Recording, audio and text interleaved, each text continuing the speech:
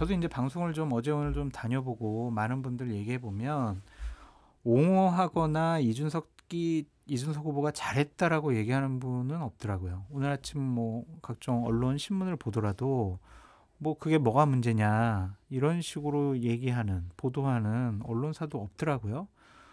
그런데 이게 우리가 뭘 잘못했어라고 인식을 갖고 또한 그것에 대해서 잘못을 좀 지적하는 것에 대해서 좀 민형사상 대응에 법적 대응을 나서겠다라는 것이 과연 대통령 후보다운 것이냐 좀 그런 비판도 하고 싶고요. 굴복하지 않겠다고 하셨잖아요. 그러면 그 발언 유세장에서 그냥 하세요 계속. 그리고 뭐 TV 언론 인터뷰하면 그 발언 계속 하세요. 그게 과연 이준석 후보의 정치적인 미래와 이번에 득표율에 도움이 될 거냐 좀 그렇게 묻고 싶어요. 민심과 맞서면 안 돼요. 많은 국민들과 언론에서 잘못한 것 같아, 부적절한 것 같아 그러면은요 정치인들 잘못했다고 하면 되잖아요. 다른 정치적인 계산 왜 필요합니까? 우린 정치인들 신이라고 생각하지 않고요. 도덕군자라고 생각하지 않습니다. 하지만 적어도 잘못했다라고 비판을 받으면 잘못을 인정하는 그런 용기 있는 정치인의 모습을 보고 싶어하는 거잖아요. 윤석열 전 대통령 언론에서 잘못했다고 많이 비판하더라도 사과 안 했잖아요. 그러다가 저런 비참한 최후 말로를 맞이했잖아요. 그래서 이준석 후보도 자꾸 고집만 부리지 않았으면 좋겠다 그런 생각이 듭니다. 뭐 평소에 이준석 후보를 아껴왔던 지지해왔던 장성철 소장님이 이렇게 말씀하시잖아요. 저도 뭐 방송 평론만 놓고 보면 이준석 후보에 대한 비판도 많았지만 예를 들어서 이준석 후보의 문제 해결 방식이 좀 잘못됐다라고 본다. 저는 이준석 후보 개인에게도 이런 얘기를 몇 차례 했었습니다.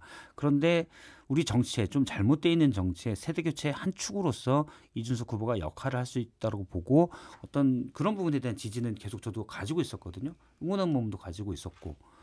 그런데 지금 특히 오늘 발언을 보면 이준석과 윤석열이 그럼 대체 다른 게 뭐지? 그렇잖아요. 어제 언론사 유튜브 채널에서 대선 후보 3차 TV 토론회를 시청하며 실시간 방송을 하던 정치 평론가들. 토론회 중반 여성 신체와 관련한 개혁신당 이준석 후보의 원색적인 발언이 나오자 장성철 씨가 이마에 손을 댄 채 고개를 떨굽니다. 오른편의 서용주 씨는 이 후보의 질문이 채 끝나기도 전에 퇴장 의미의 빨간 카드를 들어 올렸고 뒤이어 왼편의 박성태 씨도 같은 색 카드를 꺼내 들었습니다. 보수 성향의 장성철 씨는 이 후보의 질문이 끝나자 경고를 뜻하는 노란색 카드를 들고 흔들었습니다.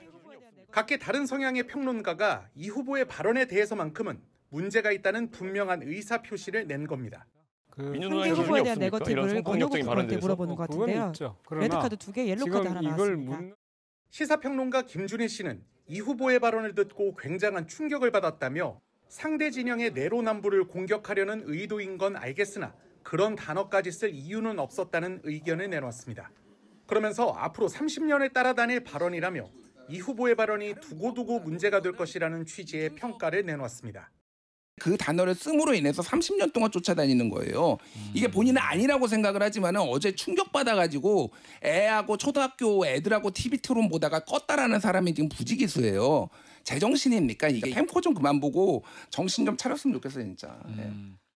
언론인 천관율 기자는 SNS에 TV 토론에서 중요한 건 득점보다 대형 사고 피하기라며 맥락이 사라지고 발언 영상만 남는 5년 후의 미래는 훨씬 더 끔찍하다. 미래에 상상하기 힘든 부채를 남겼다고 평가했습니다.